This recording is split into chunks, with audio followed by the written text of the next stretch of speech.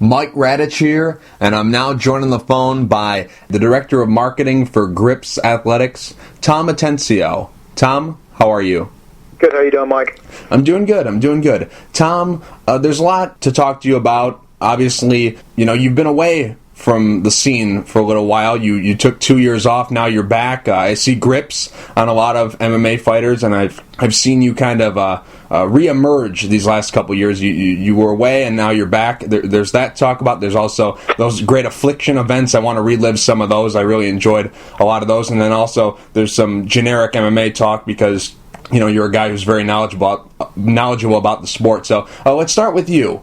That 2 years that you took off, I'm just curious, why did you kind of disappear from the scene for a while? I remember seeing you at UFC 123, and then you kind of that's kind of where you went away for a while. Shortly after that, where did you go for those 2 years? I have a little boy. He's 5 years old. I just pretty much spent time with him and just, wanted to be with him and be a part of his life instead of just, working all the time and not having him only on the weekends and that. So I definitely spent a lot of time, and I think it'll pay off. We have a great relationship, and we do a lot together, and it's cool. Right now I have him 50% of the time, and he's getting ready to go to school, so I'm working on that as well. But mostly just be with my son. Mm-hmm, mm-hmm. Now, can you talk about leaving Affliction? Is that something that you're able to discuss? It's the past. So to me, it is what it is. It wasn't a good thing. It is what it is, and I just, to me, it's just the past. So I really don't want to even talk about it. It was a stepping stone, is the way I look at it. I see. Now, how did the opportunity to get along with Grips? How did that opportunity to jump on board with those guys? How did that all come together? Actually, a guy that I used to work for me, used to work for us. His family member in Italy actually got hired by them, and they asked him if he knew anybody in the U.S. He said, "Yeah, my cousin." And his cousin contacted me, asked if I wanted to meet with him. I said, "Sure." I met with them. The product is really second to none in manufacturing, and they asked me if I was interested to come on board. I went to Hong Kong, met with them, and we all got along, and the family member was supposed to come on board, and he did in the beginning, but it just didn't work out. So they just severed ties with him, and they kept me, and I run the U.S. and Canada. Mm-hmm, mm-hmm. Now, was it weird when you first got back into it, because you'd been the face of Affliction for as long as it was a company, from the beginning you were the main guy, and now you're back into it, and I don't want to say in a lesser role, but you know what I mean. It's not you're not out there as much as you were when you were with Affliction. Did it kind of feel weird to kind of start over again? No, you know what? My life has it's always had ups and downs, and it's the way I look at it is, you're pretty much going to have to kill me to keep me away from doing what I do. I'm in the garment industry. I'm in the fight industry. I'm doing what I've always done. So whether I'm the face of the company or whether I'm doing what I'm doing or whether I'm the owner or not the owner, it doesn't matter to me. At the end of the day, I'm just I'm working to provide for my son, and I love what I do. So really, it's not a job, and being in the fight industry is just that extra perk of being able to do what I love. So my life has always had ups and downs. I don't come from money. I just work. I enjoy what I do, so I'm one of the very fortunate people that does enjoy what he does. Mm-hmm, mm-hmm. Now, what exactly is different about your role with Grips than Affliction, and what's similar to your role at Grips than Affliction? Because you were in charge of sports and entertainment marketing, and now you're the director of marketing. So how is it similar, and how is it different to what you were doing at Affliction? It's really different. I run the U.S. and Canada. It's pretty much just a two-man show right now. It's myself and one other kid that are, actually there's more than that, but one kid runs the office for me, and I'm on the road, or I'm meeting with people, and I'm setting up things and doing sales, and I'm pretty much doing everything here. I get the product from Hong Kong, China, so it's completely different. It's a startup company, and I've been here since day one, which I was with Affliction too, but I had my role at Affliction. Here I wear all hats, and so it's completely different. But it's not like anything I've haven't done before. I've started a lot of companies. I've always owned my own businesses. I've always run them, and so now I'm working for somebody, which is fine. And I like I said, I run the U.S. and Canada, so that's pretty much it in a nutshell. Mm-hmm. So you have no stake in Grips? No, Grips is have nothing to do with Grips. It's I like I said, I just run the company, and sometimes it's a little bit easier that way. Mm-hmm. Mm-hmm. Now, in the 2 years that you were away from things, were you always planning on coming back? Were you always thinking in that 2-year period that you were out of the industry, whether it be the fight or the clothing industry? Were you always thinking, I'm going to come back, or was it kind of just something that just came about? I love the fight industry, and the clothing industry is what I know. I've been in it since I was 15. So, yeah, I always planned on being in it again. It was just an opportunity came up, and I took it. So, I would love to be in the fight industry a little bit more than I am, but I'm still in it, and it's changing too. I think there's a lot of change over the last 3 years that both good and bad, and I've always known. I mean, I'm always going to work. As far as I have no intentions of ever retiring or anything like that. I like to work, so I'd rather stay busy and be in the industries that I love. Mm-hmm. Now, Grips is a little bit different from Affliction, because Grips is more the, obviously there's the connection with the fighting, but also if you're a guy who just likes running or CrossFit or something like that, it appeals to that market as well, where with Affliction, if you're not a fight guy, a lot of people don't like to wear skulls and chains and all that kind of stuff. Grips seems to appeal to a wider group of people. Would you agree or disagree? Absolutely, and that was really one of the goals with this brand, and really that's really what it comes down to. If you look at the other brand, it was a fashion brand, and it had its time and place. But if you really look at the people that are wearing it now, I mean, it's really where it is now. It's like Ed Hardy at one time was really big, but now the people that wear Ed Hardy, I mean, do you really want to be seeing the Ed Hardy shirt on?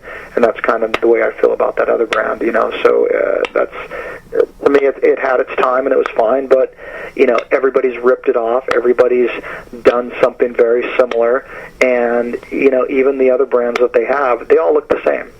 American Fighter,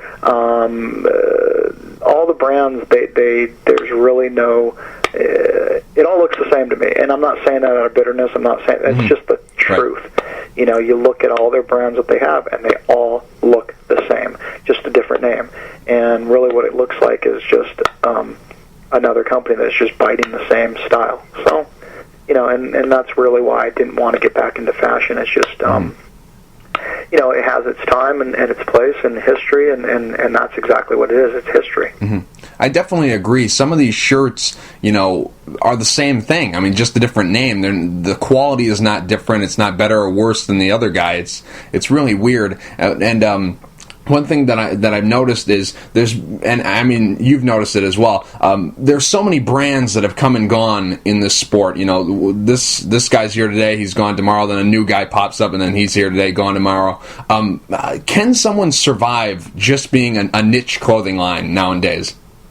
Yeah, I mean, there's a good living to be made, mm-hmm. But if you want to take it to the next level and you want to be a larger brand, you have to do things different. And I think part of the problem is a lot of people get into this industry and they want to be a fight brand, and it's just too limiting, I mean, kid's a really nice kid, but there's a guy that I know that I've talked to before, and he started a company called Fight Me.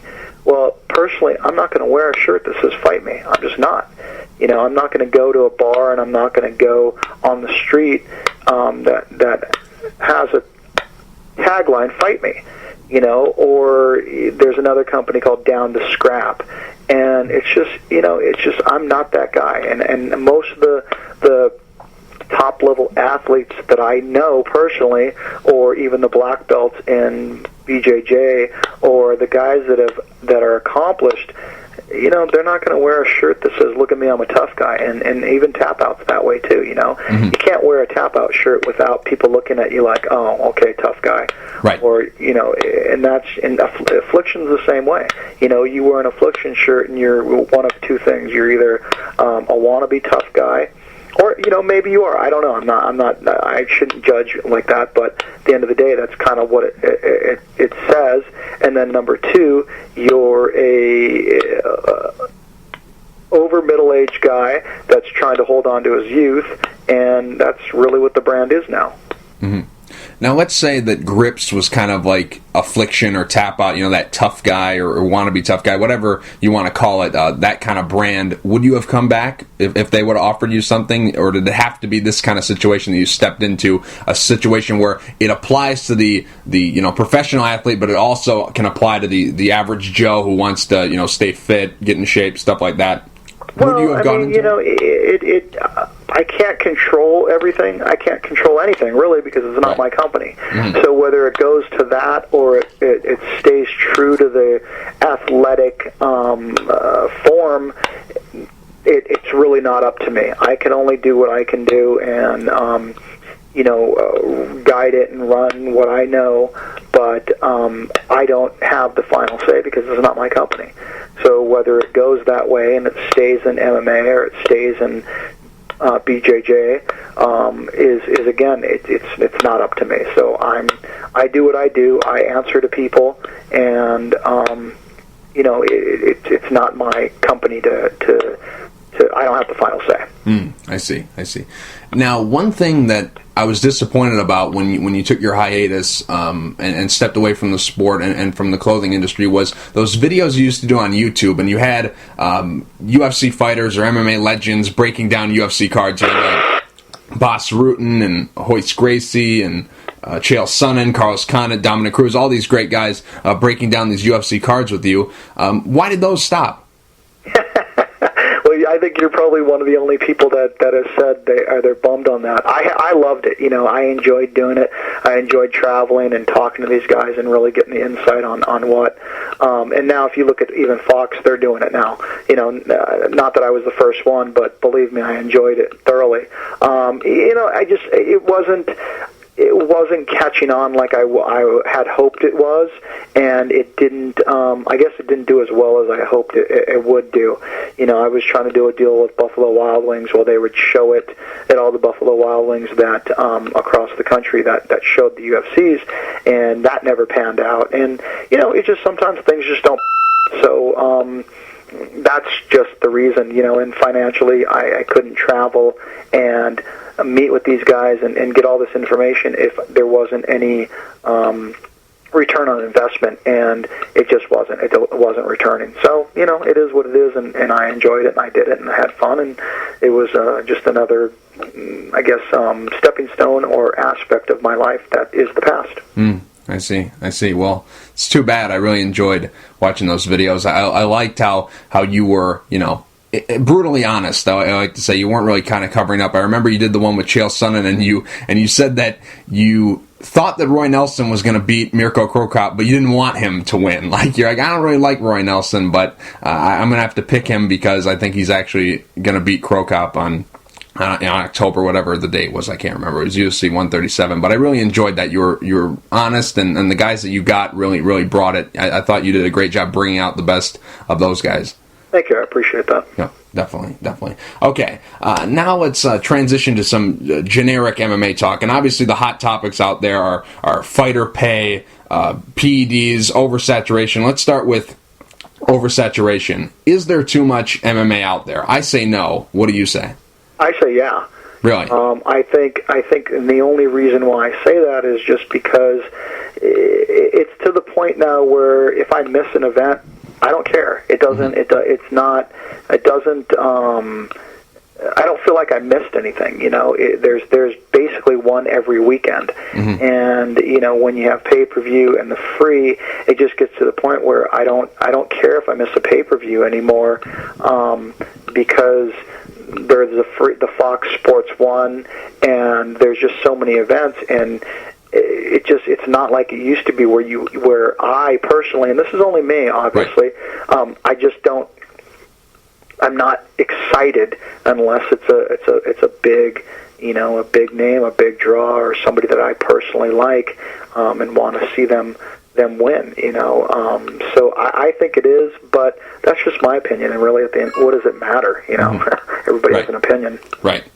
The only reason I say yes, or excuse me, the reason I say no to why there's a good amount of MMA. Like, I don't know if we could handle a little bit more than what we have now, but I think right now is a good level, because a lot of people, when they give their reason for why there's too much, they're really only thinking about themselves. Like, the fans will say, oh, well, it's hard to keep up. And if you're a fan, that's okay. You don't have to watch all the stuff. Obviously, there's other sports out there and there's other things to do, whether it's with your kids, your wife, all kinds of other stuff. But the reason why I have a problem with people saying too much about MMA is because they're kind of just thinking about themselves. Obviously, the fighters, they have to have places to go. And if there's more shows, there's more opportunities for them.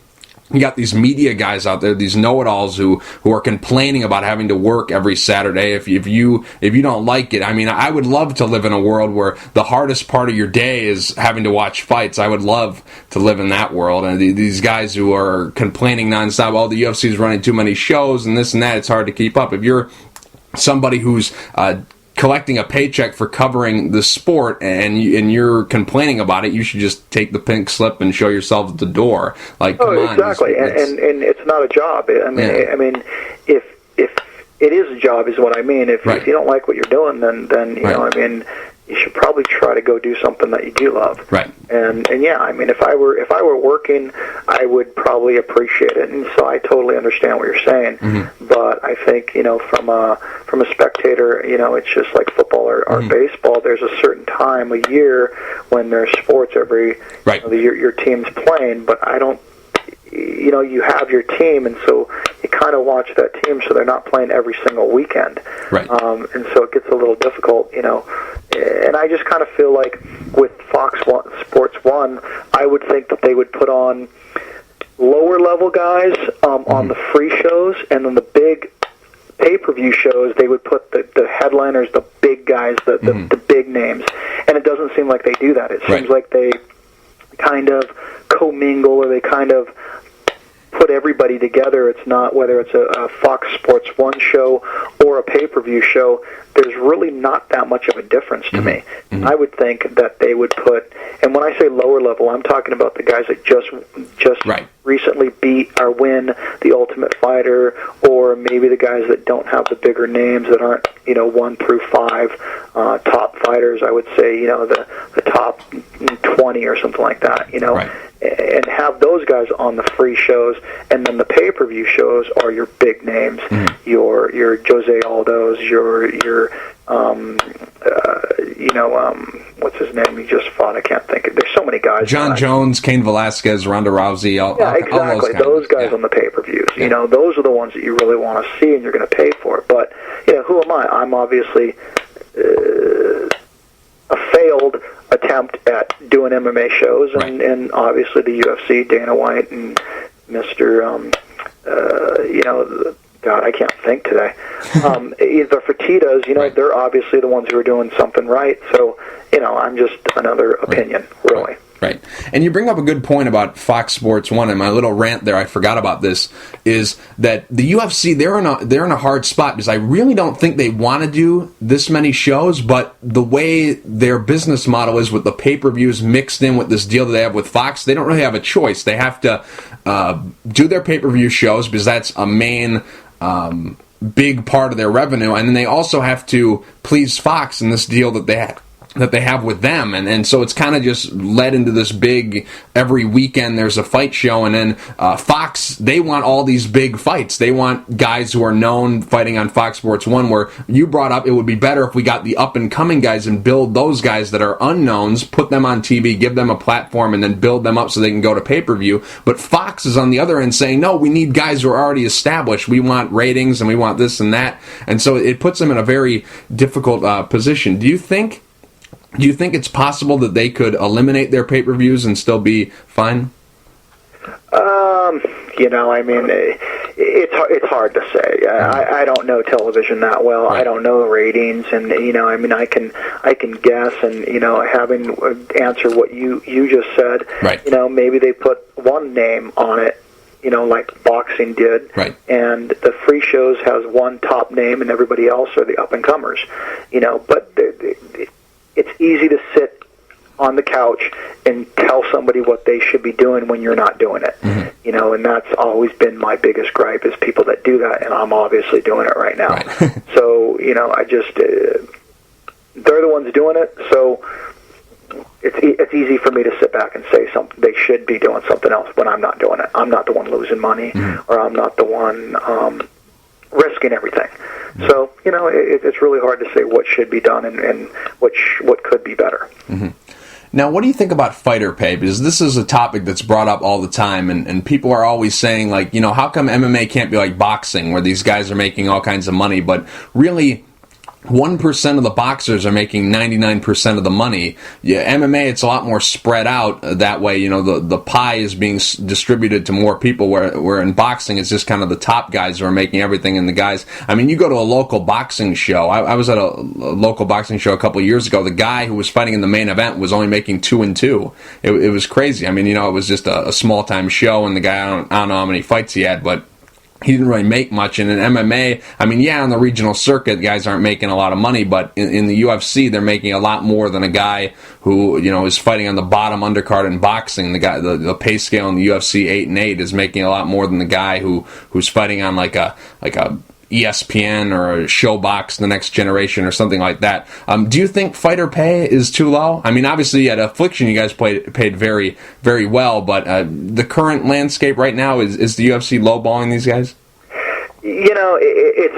It's another thing. I can sit here and say yes, or I can sit here and say no, but these guys know what they're getting into.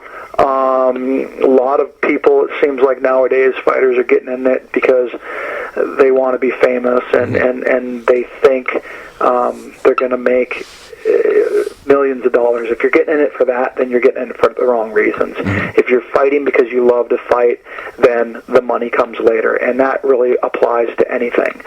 If you do what you love, you become good at it, and the money comes later. There's a lot of people that go to work every day. They make horrible money, and they go every single day, and they have to do it. They don't have a choice. So in a roundabout, long-winded way, I don't know. It's mm-hmm. easy to sit there and say the UFC is making all the money and they're greedy or whatever it is, but guess what? They're the ones who took the chance. Mm-hmm. Guess what? The Fertittas lost money for a long, long time before they ever made money. So it comes down to the same thing. When somebody gripes and complains about their boss is an idiot and they could do a better job, well, guess what? You're not the one doing it. The boss is the one who's doing it. My boss makes more money, he's greedy, whatever it is. It comes down to the fact that they're the ones who took the chance, they're the ones who lost all the money, and business is business. If you don't like what you do, then go do something else. If you're not making enough money, then go find another job. I've seen both sides. I've seen every aspect of both the clothing industry mm-hmm. and the fight industry. So, you want to gripe, get better. You want to gripe, go get another job. And that's what it comes down to. If you want to complain that you're not making enough money, then go start your own organization and become the Fertittas or Dana White. That's the reality of life. That's the reality of anything. If I don't make enough money here and I'm working for somebody, who do I have to blame? Myself. I'm the one who negotiated the deal. Right. So that's what it comes down to. Right. Now, a lot of people don't really dig too much into what actually goes into putting on events, and the UFC is spending a lot of money to promote these events, and they're also spending a lot of money with employees that aren't fighters. They have all kinds of employees, worldwide, and they're building all these massive complexes in Las Vegas. They're going to make like a Disneyland of the UFC, like something massive, so all these people can have a office all together. Because right now they have an office over here, office over there, nowhere near each other. They have a lot of overhead. A lot of people don't realize how much money they're actually spending even before the fights even get going. Why do you think people are so quick to, in really any industry, so quick to, back the employees, not so much the big business? Because, again, they're not the ones who are taking the chance. They're not the ones who have the balls to go do it on their own and risk everything. It's only the people that risk everything that succeed, and whether you started from nothing or your parents had money or whatever it is, you're the one who's willing to take the risk to do it by yourself to make the most. So it's easy for these guys to sit down and go, I should be making more money. Well, guess what? You're not the one who took the risk. You, whether you went to school or you didn't go to school or you learned your trade, if you're not taking the risk, you're not going to get the reward. It's just like gamblers. I've seen guys gamble, and I've seen them lose thousands, hundreds of thousands of dollars, millions of dollars. But guess what? They also win big. So it's the same thing. If you're not going to risk everything, you might, but you may not make it. So it's easy to sit there and say, oh, this guy should make more money. I should make more money. Go do it yourself then. Mm-hmm. Mm-hmm. It's the rich, the middle class, and the lower class. There's a reason for everybody. Now, what do you think is a healthier time? The time right now, I mean, obviously you have the UFC, which is the 3,000-pound gorilla, and then you have Bellator is kind of getting a facelift. They're changing up their model, and then you have World Series of Fighting doing their thing with NBC Sports Network and NBC trying to get something going. Is it better now, or maybe when you were promoting Affliction that early 2008 when Elite XC, the tail end of their run, Strike Force was building slowly. You had Dream and Sengoku in Japan still relatively strong. What do you think's a better time? Is it when you guys were in business promoting shows, or now with the way the landscape is? Well, I mean, it's easy for me to say it was a better time back then because I was part of it and I was enjoying it. It was a dream come true for me. Right. But I think, in reality, probably now is better because there's true competition now. There's a company, is it Viacom that owns Bellator? Right. And, I mean, that's a company that can't be pushed around by the UFC like everyone else was. So I think now is a better time for the sport. Mm-hmm. I think now is a better time for the athletes. Now is a better time for, possibly financially, these guys to make more money because there's another big competitor in there, and that is with Bellator. So I think now that they've changed it up, now that they got rid of Bjorn, I think things are going to completely change. But, really look at what the UFC is doing. Look at how they're promoting women now. Look at how Invicta is now on the channel. Look at how, so now I think it's a better time, but that's just evolution, and I think there's more people that are getting into the industry. There's a place now for wrestlers when there was never a place for wrestlers. I think now is a better time, and I think that's just how it pretty much goes, is it just evolves and things get better, and now there's real competition. Mm-hmm. Now, a lot of people, they always talk about star building and who's the biggest star in MMA and all kinds of stuff, and how, with the UFC, George St. Pierre retired, Anderson Silva's on the shelf, and then, guys that were big for them, in the early days, the Chuck Liddells, they're gone, retired. how can the UFC build stars? Everyone always talks about they need to build stars, they need people who can draw on pay-per-view. How do you do it? Because there's no one theory that anyone has said that really makes much sense. What's your theory? How can they create these stars? Everyone always talks about this. Do you have any ideas? I don't think they've ever wanted to create stars. I think creating stars makes problems for them. Mm-hmm. And I think the model has always been that nobody will ever be bigger than Dana White or the UFC. And that's what it comes down to. Because if there's a star, if there's somebody like Tito used to be, mm-hmm. if there's somebody like Chuck, like Randy Couture, if there's people like that, then guess what? That creates problems because they demand more money. That creates problems because then, hold on a minute, I apologize, hold on 1 minute. Okay. That creates problems because then they dictate what they want. The UFC doesn't dictate it anymore. And so I don't think they've ever wanted stars. Mm-hmm. Look at Vince McMahon and how he owned the industry, and I think that's how they've pretty much modeled the whole thing is they don't want stars because that just creates problems for mm-hmm. them. Right. Definitely agree. Definitely believe that, what you just said. They want their brand to be bigger than any of the fighters, but we've seen recently on pay-per-view that their brand can't draw alone. Like, the UFC brand, I think somebody said it was like 250,000 is the most pay-per-view buys they can get just on the three letters themselves, without, the Anderson Silvas, the George St. Pierre's, all them being thrown in on these cards. How long can they continue on this path of where they're the biggest star? Because the pay-per-view buys are down from last year by year. They continue to go down unless they have a big fight to put together. How long do you think they can go with the way things are? It's been a long time that they've been able to get away with it, having Dana White and the UFC brand being the biggest stars. But how can that serve them well in the long run? But see, I personally think that that's just it. I think that it leads to the saturation. Mm-hmm. I think that's part of the reason why the pay-per-view numbers are down. And that's part of the reason why, again, even a person like me, if I miss an event, I'm not bummed. It doesn't bother me. It is what it is. I just move on to the next event or the next weekend. I think it's so saturated that that's what's hurting them.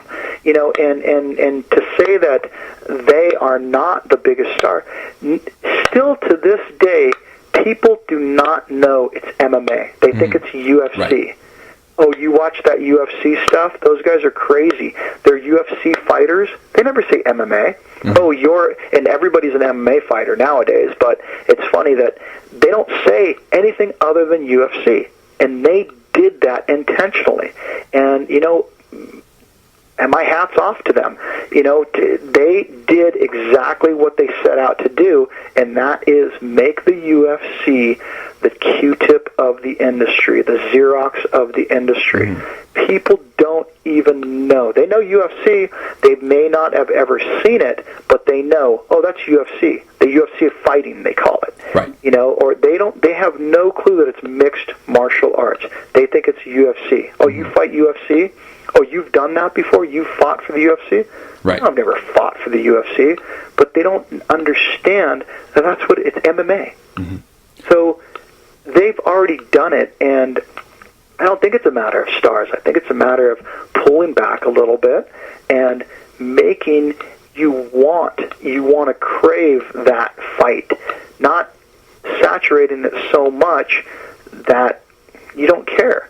But again, look at where I'm sitting and look at where they're sitting. Right. So, I'm just being a critic, and it really doesn't matter because I'm not the one doing it. They are. Right. Now, you brought up Viacom, and they're a big player in the entertainment industry. Do you ever see them closing this gap? I mean, obviously they're the number 2, Bellator is, but they're way far behind. They're, millions of miles away from, being a competitor from the UFC, obviously, with what you just said about how people don't even know MMA as MMA. They think MMA is UFC. So do you see them ever closing that gap? Do you see them not being competition, but being a an alternative brand where people can be like, you know what, I'd rather watch the Bellator show than the UFC show. Yes, I do, and I think that with Scott Coker, Scott's a very smart guy. I think he's going to change everything, and I think that, I think Bjorn just didn't know how to put a show on. If you had gone to a Bellator show and you had gone to a UFC show, they are night and day. Bellator, their live events were horrible. And I say were horrible because Scott's there now, and I think that's going to completely change. I think I know Scott Coker knows how to put on a live show. I know Scott Coker has been in the industry for a very, very long time, and he knows what he's doing. I think Bjorn was in over his head. He didn't know what he was doing, and his live shows were absolutely horrific. And but not to say Viacom did a great job with their televised shows. You watch it on television, and it was fine. It was great. It was a good show. But their live shows were under 5,000 people, right. And they literally, by the time it came to the main event, you're bored. There was no roar of a crowd. There was no excitement. It was just a boring show. And I had gone to many Bellators. I just did not like going to them. You could have horrible seats at the UFC, and it was still complete 100% entertainment. There was something going on. The roar of the crowd. They know exactly what to do. They know exactly what to do. And to me, that was the biggest difference. Mm-hmm. Mm-hmm. Now, what's the main thing that they have to improve on? Obviously, you just touched on the live event, but some people have brought up that, if they are able to sign up, because they were recently trying to grab Gilbert Melendez, who's a guy who's, in his prime. He's top 2, top 3 in the world, depending on who you talk to. Coming off wins in the UFC.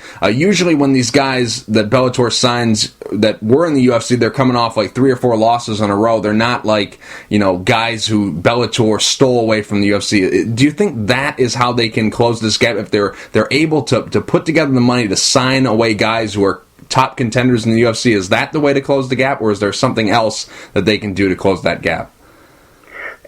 I couldn't even begin to tell you. I think first of all, Gilbert has a relationship with Scott Coker, right. So I don't think that's a hard one. I think it's just putting on good fights, and whatever weight class it is. It's really funny to me though. Still, even though just like boxing, I think even MMA, more people like to go to heavyweight fighters. Mm-hmm. I personally have always been a huge fan of lightweight fighters. I think they're more technical. I think they go from the minute the bell rings to the minute it ends.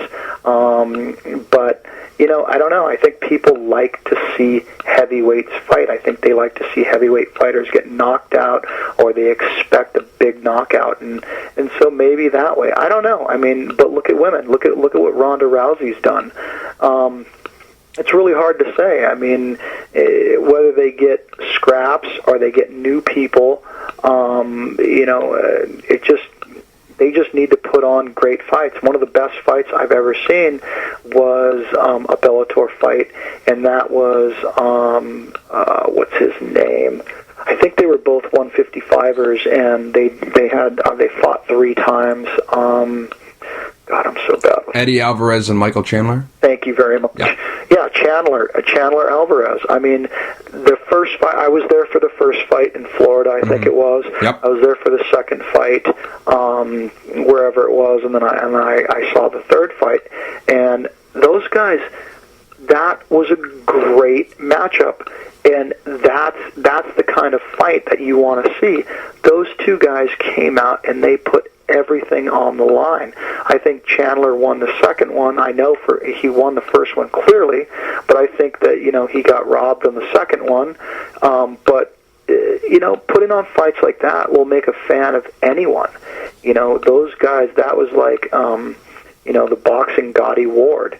To me, that's what that was for MMA. It was the Gotti Ward of MMA, and I think that's what it's all about, is just making good matchups. But matchups are hard to make. It may look good on paper, but lots of times, two guys that come out and they're so evenly matched, they negate each other, and so it's hard to put a match together that's going to be like that. Right. Alvarez, Chandler. You don't know. You'd like to think it's going to be, but is it going to be? No. You never know. So, yeah, I think it's just putting on good events that you want to come back to, because I can tell you, I didn't want to go back to Bellator when I saw their live events. And I think that Bjorn was to blame for that. I could be wrong, but he was the one who was doing it. So, I don't know. I think live events is a huge thing. If you go to a live event, UFC, you definitely want to go back. You look forward to going to another event, which makes you a fan of watching their shows on TV. Mm-hmm. Definitely. Now, transitioning to Affliction MMA, your brand that you promoted, 2 shows. Let's reminisce about that a little bit. Let's take a walk down memory lane. I really love that product. I mean, I might be in the minority of people who enjoyed watching it, but I still have my Affliction Day of Reckoning T-shirt around here somewhere.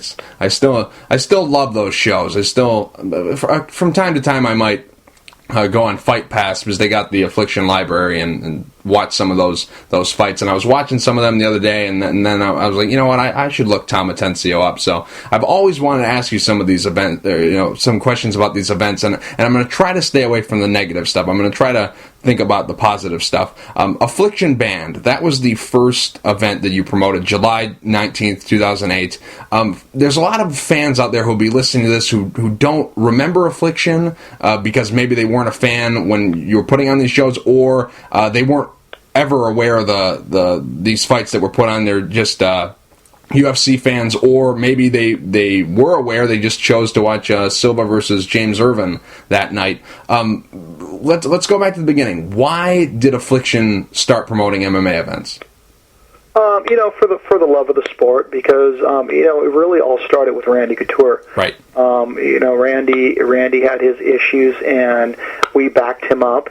And that's where it all came from. Is Randy, and so we decided to put on a live show, but it was methodical. It definitely helped the brand. It was like a big giant commercial. Mm-hmm. So every guy came out in Affliction shirts, and it was definitely something that helped the brand, and it was kind of our way to support Randy, and that's the exact reason why we started it. Mm-hmm. Now, were we ever really close to getting that fight between Fedor Emelianenko and Randy Couture? Because after he had defeated Tim Sylvia, Fedor did, they brought Randy Couture into the ring. Fedor said he wanted to fight him next. They talked a little, and then we thought we were going to get it. There was a press conference on HDNet, I believe, around that time. We thought we were going to get it. Then all this court stuff and all kinds of stuff with the UFC going after Randy, and then that kind of put a kibosh into that plan. Were we ever close? How close were we to getting this fight? Yes and no. Yes, we personally wanted it. Yes, we were trying to do it. No, the UFC had a complete and utter hold on Randy. So that's why I say yes and no. We wanted it. We were working towards it. We were hoping for it. But anybody who's ever dealt with the UFC knows that they are where they are because they're smart. They're extremely smart, and they have a huge team of lawyers, and they are top of the game. It doesn't get any better than what they do. So, no. Mm-hmm. Right. Now, when you look back on that night, July 19, 2008, Affliction Band, what's the main thing you take away from that event? What's the highlight of the night for you, looking back on that event now? I'm really not a guy who looks back. I never have. The past is the past, and it is what it is. But I would just say accomplishment. The fact that we pulled off an event that big, never having had any experience, and I mean any experience, on putting on live events like that, or even an MMA event. So just a sense of accomplishment, and and doing it pretty close to the vision that we had, and that was, I was a huge fan of Pride, and I was and always have been and always will be a huge fan of the UFC. And I took what I've seen that they did and do, and we did something in one night that most other people that tried to compete with the UFC never did, and we did it. And it was, I literally was going out to bars and passing out flyers and posters, and to do that, you know, ahead of time, and having seen what the outcome was a great sense of accomplishment. So I would say that's pretty much it. You guys really pulled out all the stops. You had, you know, the ramp, you had the ring, which was beautiful. You had all the lighting. I can't remember for Affliction Band, but for Affliction Day of Reckoning, you guys did the fighter parade, where all the main card guys would come out and Michael Williams would announce the matchups. That was great. Was that something that was based more on your love of Pride and for what the UFC wasn't doing, or was it something where you just thought of, okay, you know what, this is how MMA should look like, this is how it should be presented? It was more like that, or was it kind of the thing that the UFC wasn't doing? 100%, you hit the nail on the head when you first said my love of Pride. Right. I loved Pride. I loved how they did that. I loved the light. I loved the explosions and all that stuff. One of my favorite things about Pride was that lady that Lenny Hart announced. Yep. Yeah. I mean, I actually tried to get her. Yeah. I talked to her. I actually was going to have her, but my partners, the guys, they didn't want it. And I think with Pride, I think she was a very how do I put it? An acquired taste. I think once you hear her, you're like, at first, but then after a while, it really starts to grow on you, and I think I loved listening to her announce the people, and I definitely wanted her to come out, and we almost did it. You know, Matt Hume, I wanted Matt Hume involved. Right. I think he's probably one of the most intelligent guys in the industry, and I wanted him involved. I wanted him as one of the commentators or somehow involved in the industry. There were a lot of things that I wanted that didn't happen, but yeah, I mean, it was. I've been a fan of the UFC since day one. The first event, I saw it, and I was a fan then. Then I found Pride, and I've always been a huge fan. So for me, that's what it was about. It was just creating something that not only the UFC was doing, but what they weren't doing also. Right. And that's what it comes down to. Just curious, were you ever able to go to any of those Pride events in Las Vegas? I did go to the Pride event in Las Vegas, and I actually went to two Pride events in Japan as well. And so it was, again, you know, the love of, I lived everything that I did was a dream come true for me. And everything that I did was not work, because I truly love the fight industry. And so for me, it was amazing to put all that stuff together that I looked up to and that I had a real passion for. I mean, the UFC events, they're great. I like them. I enjoy them. You know, the live experience, I've been to a couple. I enjoy it. But I think they would make the live experience so much better if they don't have to bring in Lenny Hart, but let's get a ramp. Let's get some pyro. Let's get some, you know, a fighter parade. Let's get something like, let's celebrate these athletes. Let's make it more of an event. I mean, these are just like kind of like, you know, a basketball game, football game, you know, those aren't really events. Those are just kind of like, you know, games. That's kind of what the UFC is like, you know, kind of modeling after, like just like a Cowboys game or something like that. But the way you guys are doing it with the ramps and the entertainment, the feeling of it, it felt like an event. Do you think that that's something that they should explore? No, I completely disagree with you. Okay. I think you're wrong. I think the UFC puts on great shows. I think that It's an experience when you go there. It's a night out, and when you spend the money, whether you're down on the floor or whether you're anywhere in the area, it's an event. You drink, you have fun. There's people like you. I think they know how to put on a show, and I think I've seen every aspect of the UFC. I've been behind the scenes. I've been on the floor. I've been up in the top seats.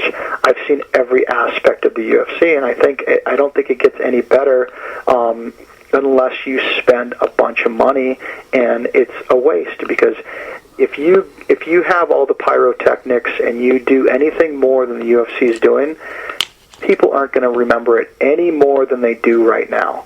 I can guarantee you that. I think that if they did anything different, it would just be a waste of money that nobody's going to see the difference.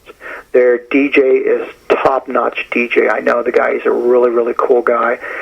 Great at music. He keeps the crowd going. He knows exactly what they're doing. Their walkouts are second to none. They get the people in those seats involved. Everybody. I've never understood it personally, but everybody wants to touch the fighter, the fighter's hand, whatever it is. The walkouts are done perfectly. They have a guy that walks out with them, with the fighters, and he gets the fighters pumped. He's screaming in the background. He gets these guys pumped. They know exactly what they're doing, and I personally do not think that anybody could do it any better. Even if they put more money into it, it's not going to make that much of a difference. Okay. Now, the main event for that night, Affliction Band, Fedor Emelianenko versus Tim Sylvia. The fight only lasted 36 seconds. Fedor ended up submitting Tim Sylvia with a rear naked choke. Obviously you were expecting a longer fight and you were expecting more of a competitive fight, but really, what did you think was going to happen that night? No clue. Just a fight, two top guys. A guy that was 36-1 versus Tim Sylvia. I don't even know what his record was back then. But Tim was at the top of his game, and obviously Fedor was too. So you never know. And what happened. He surprised Tim, and he pounced on him and ruined him. It's a fight, whether it lasts 36 seconds or whether it lasts, 15 minutes, 25 minutes, whatever it is. It's a fight. You put a fight together and you hope for the best. And whether you like it or not, it was exciting, and that's you can't expect anything more than that. What's the fight on that card that you? I mean, I know you said you don't like to look back, but I'm asking you to look back. What's the fight on that card that you look at as like, that was a phenomenal fight? What's the one on this card? God, I'm trying to remember. I would say possibly Matt Lindland versus Nagao. That was a good fight. I think one of them was sick. I think Lindland was sick. And they, I think a lot of people I expected Lindland to take him to the ground, and they stood and banged. They beat the heck out of each other. I would say that one. I would say, what was his name? Big Ben Rothwell versus Andrei Arlovsky. Yep. Andrei Arlovsky. That was a good fight. Ben took a beating. I mean, he took a beating and kept going and kept going. Arlovsky just, not that I want to see a guy take a beating, but I was thinking that Ben would have come back from that. I mean, it was an exciting fight. I'm trying to think of what else.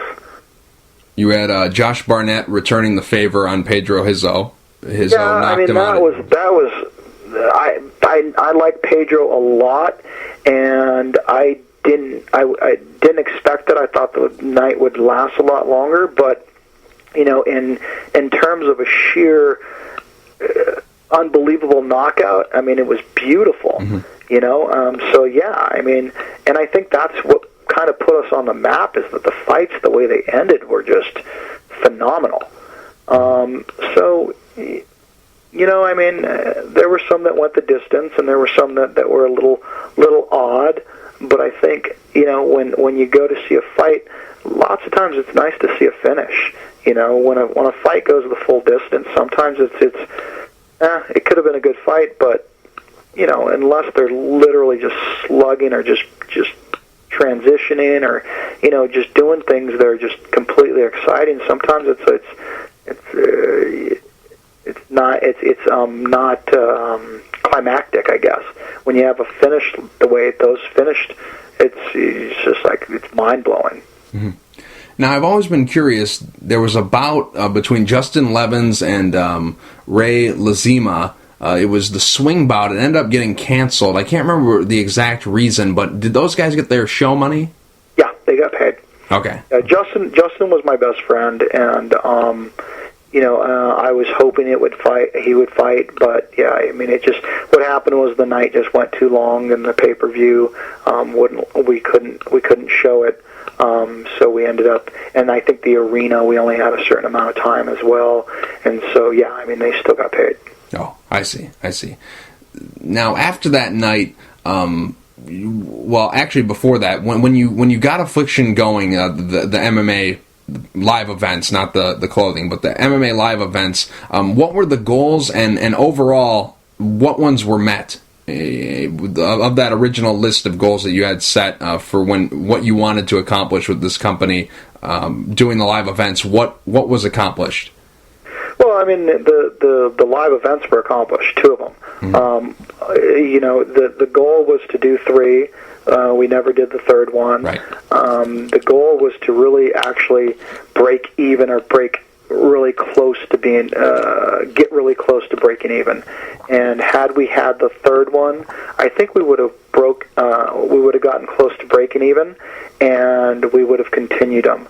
But what happened, and we had to stop. So I think we accomplished, like I said, feats that most people could never do. We did 2 huge events. There were a lot of people there, not even knowing. We were, I mean, we competed with the biggest dog out there, and that was the UFC. So I think we accomplished a lot, and I will always know that I was part of that. And people can say what they want to say, and they didn't do it. They didn't sit there, and they didn't help put on a show that entertained a lot of people. Mm-hmm. The first show had Megadeth, which didn't work very well, but it was really cool to be there. And the second show was more like Pride, and there were some great fights. And so I'll always be a part of that. And to me, I can know that I accomplished and quite honestly changed the industry, changed the fighters. I know I have a lot of fighters that trust me and believe in me, and I think the industry, I think it needed it. And even though they overpaid, and I say they because I wasn't part of that negotiating. Right. I thought it was ridiculous what was being paid, but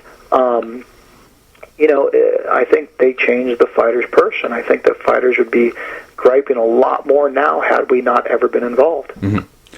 Does it bother you when upstart promotions nowadays in MMA say we're not going to make the same mistakes as an Affliction or an Elite XC or an IFL? Does it bother you when you're in that group? Couldn't care less. Okay. I mean, if you're looking at something and modeling yourself after the right and not doing what they did wrong, I think then you're pretty smart. I think that's what you should do. You shouldn't go into something completely blind. You should look at what other people did right and what other people do wrong. And look at the UFC. They obviously did that, and they're the best in the industry. They're not letting the fighters be superstars to where it causes problems. They have contracts that are ironclad. If they just went in going, oh, we're going to do everything however we want to do it, and everything we do is right and we're not doing anything wrong, then they probably wouldn't have lasted as long as they have. Mm-hmm. Your second event, January 24th, 2009, Affliction Day of Reckoning, one of my favorite cards all time. Pride 33, when Dan Henderson knocked out Vanderlei Silva, that was a great card. And this card, it's surprising that I'm saying, a non-UFC card, I think, is one of the best cards ever. So many people don't even know about other shows. But yes, Affliction Day of Reckoning, one of my favorite shows all time. The main event, Fedor Emelianenko versus Andrei Arlovski.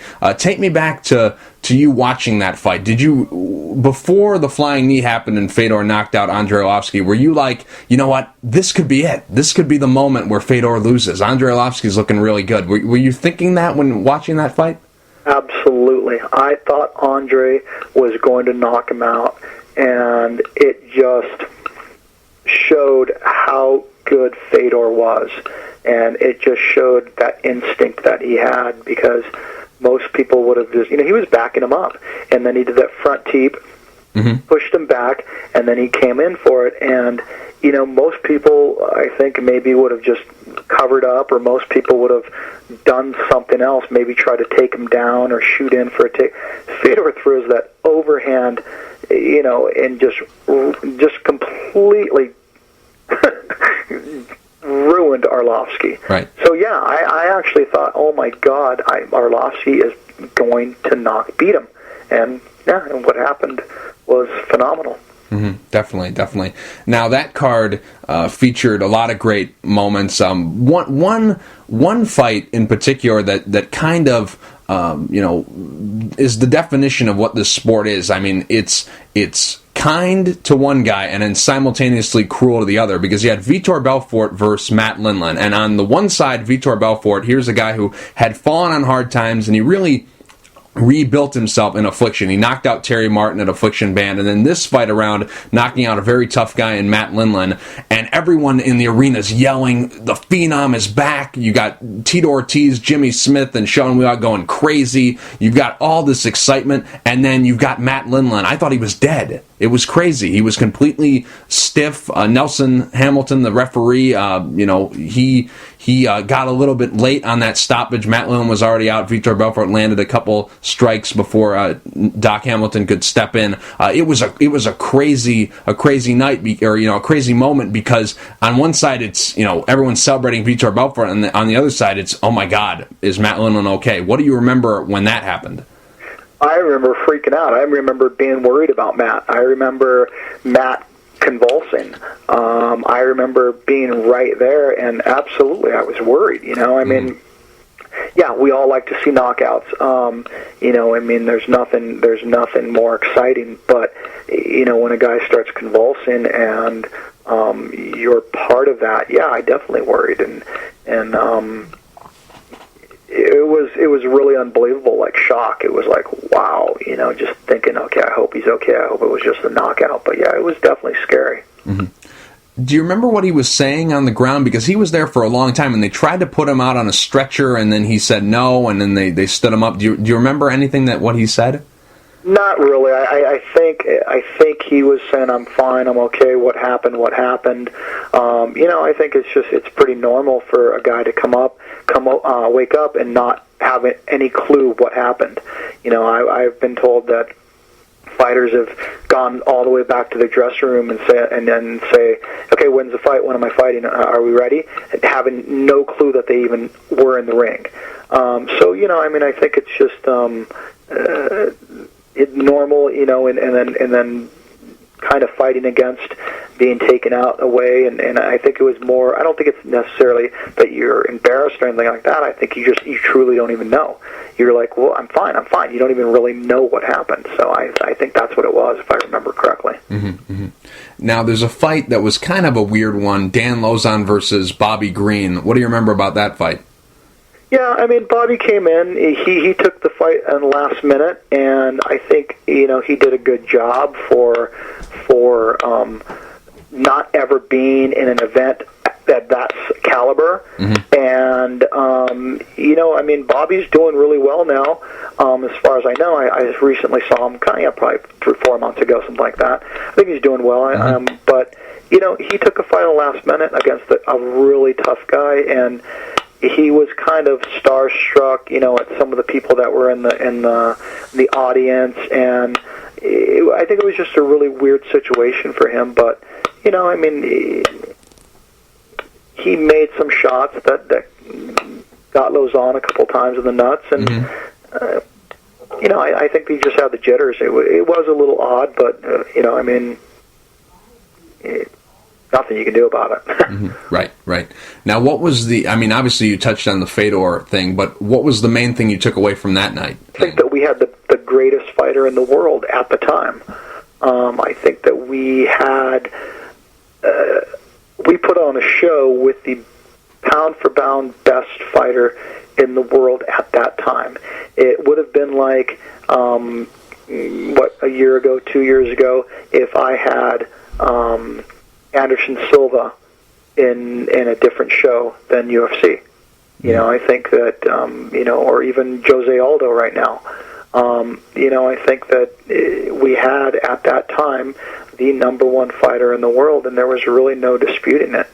You could say that, Cain Velasquez or Randy could have beat him, but I don't think anybody could have beat him at that time.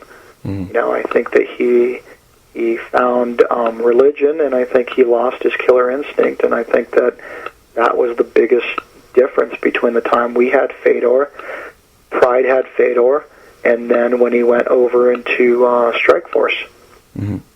Now, when he finally did lose, when he lost to Fabricio Verdum, were you like the rest of the world, like, that's how he lost? Like, he was always on the brink of defeat. There were a lot of fights, the Vegeta fight, the Arlovsky fight, the Randleman fight. There were a lot of fights where he was in danger, but somehow he was able to escape and come out on the winning end. Were you surprised as the rest of the world, like, this is how he lost?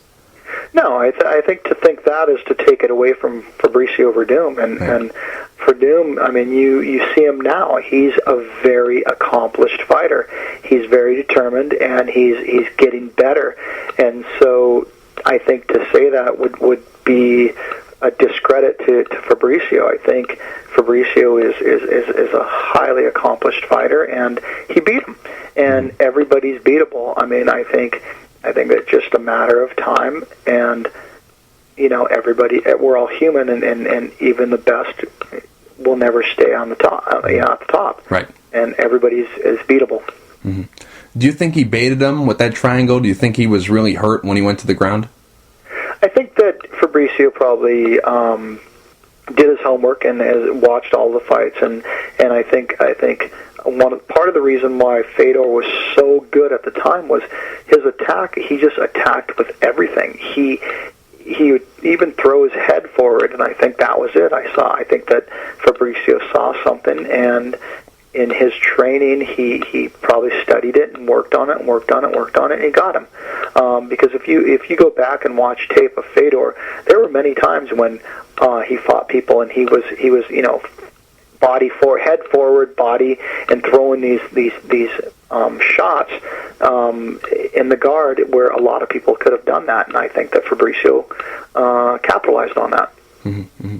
The next event, which was supposed to be Affliction Trilogy, that was supposed to take place in August of 2009. That fight card was supposed to be headlined by Fedor Emelianenko and Josh Barnett. Now that you've been able to digest everything, and I remember there was like an interview like a year after you did with HDNet where they were asking you why Affliction is no longer here. Now that you've been able to sit back and think about it, is Josh Barnett still the reason why Affliction isn't around? You tell me. Honestly. Well, no. Okay, let me rephrase that. Okay. Not that Affliction is not around. The chances are we probably would have had 3 shows and stopped doing them, or had that one. Like I said, we broke even. There was a good chance we would have continued. We were all shooting to continue to move forward.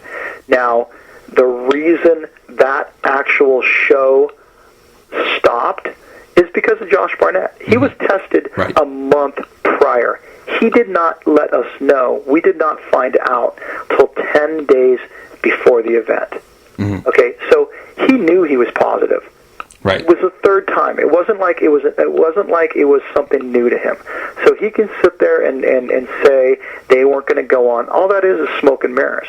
Had nothing to do. That actual show, we're talking about the third show. That is still on Josh. Right. He can say they weren't going to go on. Yeah, maybe we weren't going to go on. But what does that have to do with the third show? The third show was canceled because Josh got tested prior to the event. Very simple. Right. Now, I've always been curious, whose call was it to pull the plug on the whole thing? Was it your call? Was it your partner's at the time? Because Paul Buentello, he had 2 wins under the Affliction banner. Was there ever a chance that he could have got that fight? No, we couldn't do it because it was too close to the main event, to the day, and we didn't have time to change it. And there could have been, from what we were told, lawsuits. The people that paid for the pay-per-view, we would have had to refund them because how many people work and don't always look at the internet or don't know, don't keep up to date, and they could have. From my understanding, we would have had to refund everybody that purchased the pay-per-view, or at least the people that complained that they didn't know that the main event had changed. Right, right. So whether that's true or not, I don't know, but that's what we were told. I see. And even the people that came to the fight, there was a possibility if they weren't happy, we would have had to refund them as well. I see. Because I was always curious about that because, I know that you're a diehard fan of the sport and what these guys can do. So I was always curious as to why Buentello had never got that fight. I was curious about that. So no, I was talking to people. I was talking to Gilbert Ivel. I was talking to a lot of people. We were even talking to Vitor Belfort. Right. I was reaching out and trying to get people to fight, but really what it came down to was the chance of being sued or having to refund or doing whatever because people didn't know that the card had changed. I see. Now, I believe only 2 fights from that card actually were rescheduled. Gegard Mousasi versus Babalu, that took place in Strikeforce. And then LC Davis and Javier Vasquez, I think that took place at WEC 42. What's the fight? Obviously the main event, but besides that one, what's the one on this card that you would have loved to have seen and are disappointed that we didn't get to see it? You know what? Honestly, the only fight I was really looking forward to was Josh Barnett versus Fedor, and that really comes from the fact that I was such a Pride fan that was the fight that Pride wanted as well. So I think I can't even think of who was on the card anyway right now, but I think that was the fight that I really wanted to see. I see. Now. Why did it happen in the third event? Well, you were scheduled to have the third event with Barnett. Why, since you're such a big fan of Pride, why wait the 2 events? You had Barnett on both cards, and then the third fight was with Fedor. Was that trying to build up this fight, or was it just something where your partners thought Arlovsky and Sylvia were more worthy? What led to the decision to finally make that fight for the third event? It was the build-up. It was building up to that was the ultimate goal, was to, not from day one, but, after the first fight, then that was kind of the one that we were thinking about for the third, because obviously we saw what happened with Tim Sylvia, and then Arlovsky, we didn't know what was going to happen with that, so that probably would have been, and I think we had mentioned that too, whoever wins Arlovsky versus Fedor is going to fight Barnett, are the winner of Barnett versus Gilbert Ivel. So, that was the goal. Now, Affliction Day of Reckoning, I believe originally it was supposed to take place in October of 2008 with Arlovsky and Barnett as the main event. Why did that kind of get shuffled around again and then placed in January of 2009? That was the one we were going to do in Las Vegas. Yeah, Thomas and Mack. And that was a very stupid idea. That was pretty much going to the Lion's Den, and you see how well that worked out for us. Yes. Yeah. Now, you mentioned that Affliction Trilogy may or may not have been the last event. You might have continued on. What could have we have gotten in Affliction 4? Like, if everything had gone right for Affliction Trilogy, and they say, hey, you know what, Tom, let's do another, what could we have expected? What could have happened with that fourth event? Oh, honestly, no clue. We would have had to. I think we would have had to find another opponent for Fedor. I personally think that Josh didn't want to fight Fedor, and I think that we would have had to find another worthy opponent to fight Fedor, and I think that probably would have come from somebody out of pride.